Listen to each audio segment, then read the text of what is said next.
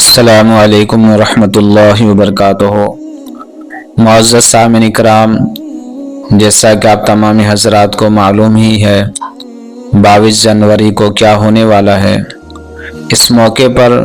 بانی رضا اکیڈمی قائد ملت الحاج محمد سعید رضا نوری کی ملک کے مسلمانوں سے خصوصی اپیل کی گئی ہے۔ انہوں نے کہا ہے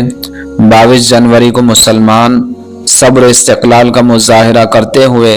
اپنے گھروں میں رہے، زیادہ سے زیادہ کلمہ طیبہ کا ورد کرے۔ بلا شبہ کلمہ طیبہ کا ورد آپ کے ایمان کو جلا دے گا اور حرارت ایمانی میں جوش بھرے گا، کفر اور شرک اعمال و افعال سے حفاظت ہوگی۔ آپ نے مزید کہا کہ افسوس کا مقام ہے کہ آج کل کچھ نام نہاد مسلمان دین سے بھٹکے ہوئے افراد فرقہ پرستوں کا کالۂ کار بن کر گھر گھر مشرکانہ رسوم و رواج کو پروان چڑھانے کی اپیل کا حصہ بن رہے ہیں۔ ایسے پرفتن حالات میں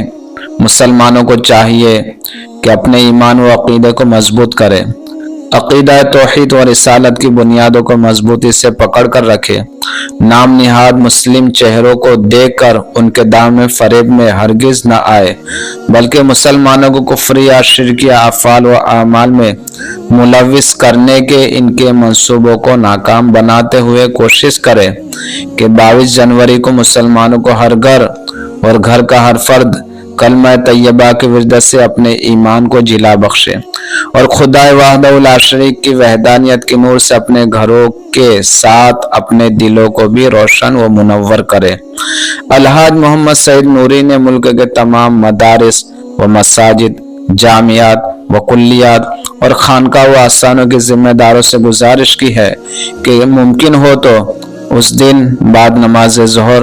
مختصر اجتماعی حلقہ ذکر اور ورد کلمہ طیبہ کا اہتمام کرے، جس میں خصوصیت کے ساتھ لا الہ الا اللہ محمد الرسول اللہ صلی اللہ علیہ وسلم کا ورد فرمائے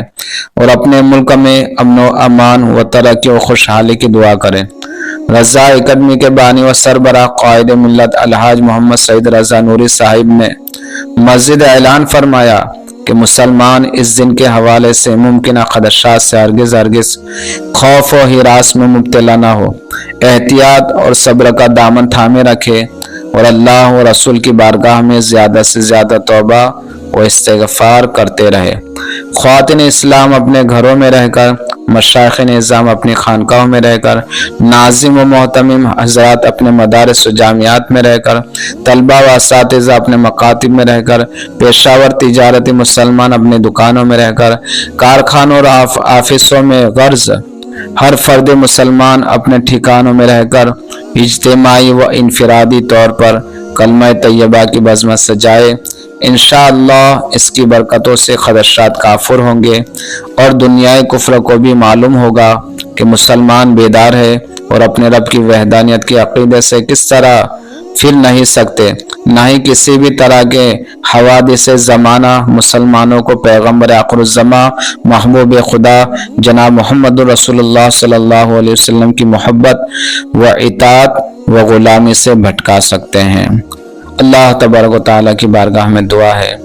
کہ جو کچھ بھی کہا اس کے اوپر مجھے اور آپ کو عمل کرنے کی توفیق عطا فرمائے اور اللہ تبارک و تعالیٰ عالم اسلام کے مسلمانوں کی جان و مال، عزت و آبرو کی خصوص ایمان و عقائد کی حفاظت عطا فرمائے۔